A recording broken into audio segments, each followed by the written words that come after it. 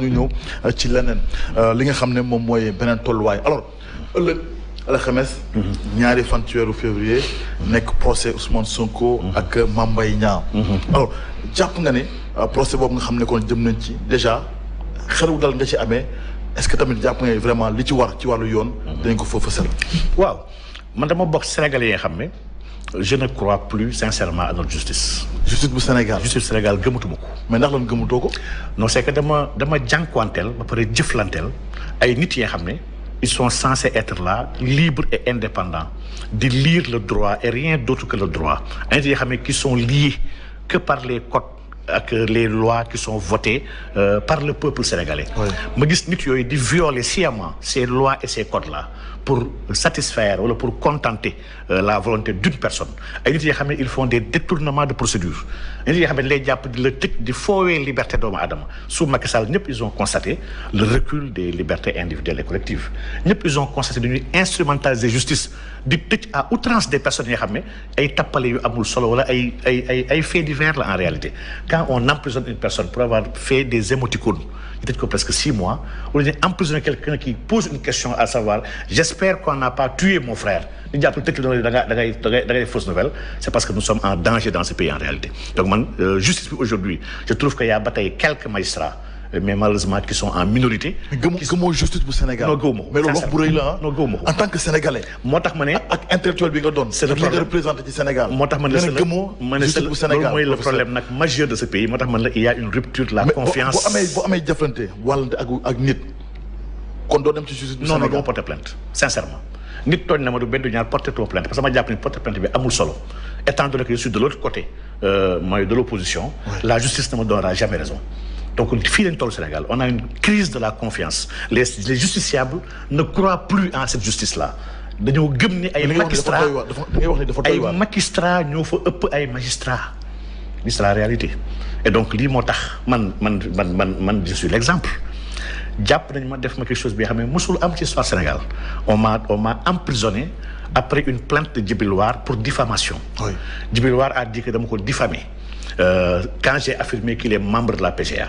J'ai les preuves qu'il est membre de la PGA. J'ai amené mes preuves man membre PGA mu ngi nii parce que diffamer c'est dire quelque chose qui n'est pas vrai. Dans le destin wala dans l'ambition de nuire à sa respectabilité et son honorabilité. Je ne sais pas de le nuire dama gis mu ngi ci bokk preuve yaa ngi nii bokk na ci pourtant on m'a emprisonné et on a fait quelque chose de spécial bi xam musul am Sénégal on m'a amené en instruction dans un cas de diffamation bi nga xam ne flagrant délit la parce que il a porté plainte sur une vidéo bi nga xam ne clair flagrant délit ñu jël ma yóbbu ma instruction téye ma 3 mois une détention arbitraire abusive injuste illégale et c'est un juge moo ko def et donc man sincèrement baalu ma leen ko nag lii def nii yëpp ci tooñ leen ko non baalu ma leen ko man dama gëm ni bés nañ ñëw ci dëkk bi incha allah nañu am njiit. mais est-ce que tooñ nañ la balaa nga leen di baal. dañ ma tooñ. li ma def musul am. non même admettons que même si j'avais diffamé. La diffamation kenn musul tëj doomu aadama fi diffamation Sénégal musul am je suis le premier. diffamation bu la si attee dañ lay fayloo amende wala ñu obligé la demal fi nga diffamé kooku nga dem teggi tuuma bi. mais man je ne l'ai pas diffamé j'ai pas menti. jusqu'à présent je confirme il est membre de la PGA là. mais dindiwu ma ko. mais professeur li ma la yóbboon ci kaso. non dindiwu ma ko j'ai les preuves et je les donné. publié naa ko dama mujj dama génne mën na la ci toppaat encore. non mënuma topp ci c'est que dans un pays sérieux mun ñu tëj nit ki nga xam ne da nga wax dëgg. mais li nga wax ci justice est-ce que ëppul. bon. est-ce que ëppul. ci déggin est-ce que ëppul ci. di nga boo duggee. su ma sax soo wax ne est-ce que sax saagoo justice bu Sénégal. non kii ñi saaga par exemple mun naa joxe exemple. Mansour Faye parce que boo nee fii amul justice amul yoon. non yoon bi moom. magistrat yi ay magistrat lañu. ñoo si ëpp c'est trop dire loolu mën nañu toppee outrage à. au contraire je n'ai mentionné. à la magistrature. je n'ai indexé aucun magistrat. mais li nga wax ni magistrat yëpp ko bokk. mais Mansour Faye. dafa saaga magistrat yi dafa saaga des magistrats les gens qui sont à la Cour des comptes qui ont fait un travail sur le rapport ce sont des magistrats. Mansour Faye leen saaga publiquement di que ñii ay tappalekat lañu c'est des politiciens encagoulés. mais li nga wax est-ce que gënul graaw li Mansour Faye. non man dama am rapport ak des juges yoo xam ne ils ont fait des détournements de procédure dañ ma def musuñu ko def ci àdduna Sénégal fii réew mu toll ni Sénégal. waaw ñetti institution nga ne benn institution bi amul ci Sénégal yow nga dindi ko. justice dama ne complètement confiance ci moom man wóoluwuma ko gëmuma ko je n'ai pas confiance en cette justice là sama droit la je suis un contribuable sénégalais bi nga xam ne ñu nekk foofu maa ngi di fay dañ may dagg impôt chaque weer man maay seen patron en réalité il travaille pour moi. D'accord. Mais satisfaire du moins te man je comprends davantage soo demee dëkk bu mel ni Tunisie. mais est-ce que loolu du problème est-ce que justice dafa war a nekk pour satisfaire. si tous les contribuables ñëpp la war a yemale. mais est-ce que warul yemale dafa war a satisfaire tous les citoyens. li mu war a def mooy àtte yoon. doxal yoon loolu laay satisfaire peut-être professeur wala Baba Ndiaye. déglu ma expliquer rek dama bëgg wax ne une justice dafa war a satisfaire tous les citoyens nous ne demandons pas ay traitement de faveur dañuy wax de quand on condamne pour un fait on doit condamner tout le monde pour ce même fait récemment la justice jàpp na nit dof nen dafa saaga il y a des gens qui sont membres de la coalition Benno Bokk Yaakaar qui ont eu des propos aussi graves que celui de nit dof kenn jàpp leen on prend des gens pour ay atteinte ay nangam ak nangam des diffusions de fausses nouvelles des gens du pouvoir ñoom Suzanne Camara et cetera on dit des choses plus graves kenn jàpp leen en fait ce qui se passe dans ce pays mooy soo ànd ak président Macky Sall kenn la jàpp gisaguñu kenn ku ñu jàpp un proche du président Macky Sall quel que soit lu mu wax mais boo àndul ak président Macky Sall lépp loo mënti wax sa vie si xottu gerte la nekk lii laa wax ne lii c'est pas juste. D'accord. C'est injuste. Et par rapport ak affaire Mame Mbaye Niang ak Ousmane Sonko. waaw man dama gis sax loolu c'est une honte pour le Sénégal.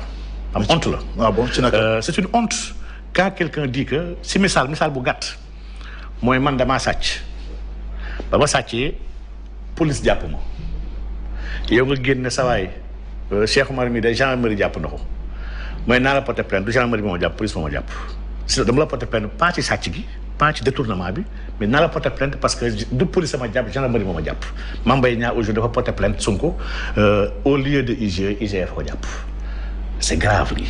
non mais Sonko dafa dañ ko épinglé. mais il a été épinglé rapport de ko épinglé. C'est la vérité dans sa gestion. rapport daf ko épinglé c'est vrai. bu Prodac. c'est la vérité Prodac on l'a épinglé sur la gestion du Prodac c'est vrai. Mame Mbaye Niang loolu dénoncé nag loolu la ne kenn épinglé ko. ah non mais les rapports sont là c'est que lii moom dafa mel ni li ñu naan kuy werante naaj bi mu ngi fi dafay wax naan desewul ci dof dara ki nga xam ne pour ñu wax ko naaj baa ngi fi foofu laaj dalil foofu laaj preuve naaj bi kay soo téenee xool yi mu ngi fi donc moom loolu moo taxoon am na sax lu tax ñu wàccee woon ko Macky Sall wàccee ko. da nga jàpp ni moom dañ ko épinglé. ñoom yëpp c'est des dossiers PUDC Prodac DER yëpp y a des scandales bañ na ko sax évaluation moo tax on veut pas parler de l'évaluation parce que y a des scandales et Macky Sall avait bien dit que beaucoup de ces procès sax pour bañ coow am moom dafa teg son coude sur beaucoup de dossiers pour bañ coow am donc y a des dérives y a des détournements yoo xam ne yu grave am li wane li rapport Covid wane mais lii sax dafa ndaw rapport Cour des comptes mais moo am fépp chaque fois dañu nekk di faux ak caaxaan ci àllu askan bi et lii c'est dangereux c'est grave et tant que muy continuer dina yokk mécontentement populaire bi dina yokk la crise de confiance gars yi ñu gën a ñàkk wóolu nos hommes politiques nos dirigeants et lii mën na ubbi des dérives yu mu mënti doon dans ce pays moo tax dëkk bi wax dëgg yàlla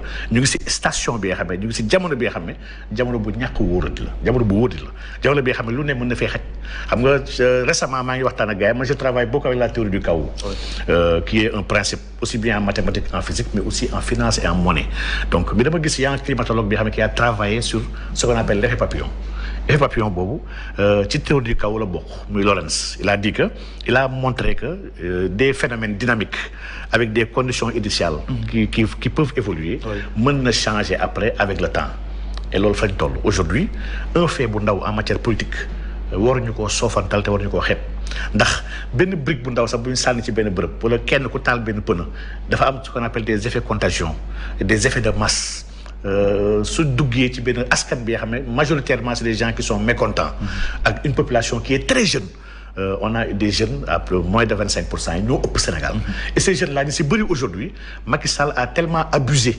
avec les forces de l'ordre et la prison que xale yi léegi ñu si bëri ragaltuñu prison ragaltuñu policier ndax ñu si bëri da nga fay dugg pour nga fay dugg léegi prison dafa mel ni comme marche Sandaga man j'ai fait la prison à 2 reprises ci at bi ñu weesu des mandats de dépôt yi nga xam ne que je trouve toujours injuste et illégal mais si biir foofu j'ai trouvé des gens yi xam ne suñ la waxee seen histoire di nga mën a gëm lu tax man la man gëmatuma justice donc ils ont leen tooñ. kon yaakaaroon dara ci procès Ousmane Sonko Mame Mbaye Niang bi.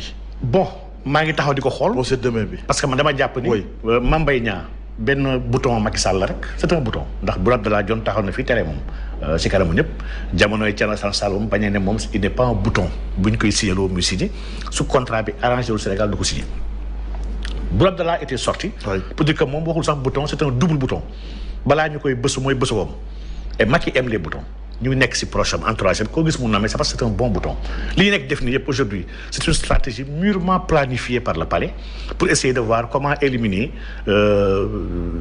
des adversaires politiques et aujourd'hui adversaire bi lañ gën a tere nelaw président Ousmane Sonko la wax dëgg yàlla instant yi il draine des foules et la jeunesse daf ko jox bopp les réseaux sociaux maanaam la puissance du clic Macky Sall waxoon ne la toute puissance du clic fera face au fric waaye am nag wax dëgg yàlla les kàcc ak le clic instant est acquis au président Ousmane Sonko et yemul sax foofu on lui sax donne du fric léegi xale yi ñu ngi toog di cotiser seen bopp di jël xaalis bu bëri di ko jox ne ko libérer dëkk bi donc aujourd'hui ce sont des plans qui sont ourdis kenn ku ne dafay essayer dafa mel ni le mot d'ordre a été donné je veux la tête de Ousmane Sonko kenn ku nekk li essayer de voir comment l'obtenir pour gën a mën a ñu gën ko mën a béggee gën ko mën a neexal kenn ku nekk li essayer te man ragal naa ni li nekk def nii dimbaliwul Sénégal garantiwul dal ci Sénégal et ñu ngi tàmbali li nga xam ne xam nañ fi mu tàmbalee mais xamuñu fi mu yemi ci moo tax jàpp naa am na fu muy tàmbalee mais kenn xamul fi mu yemi ci waaw te yonent bi sasam neewoon na fitna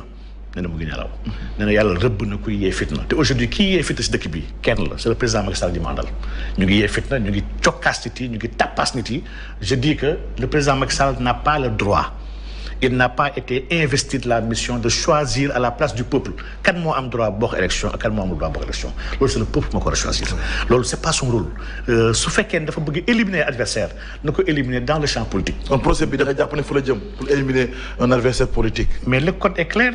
Même si on parvient à lui coller benn sursis benn emprisonnement avec sursis Sonko sera forclos.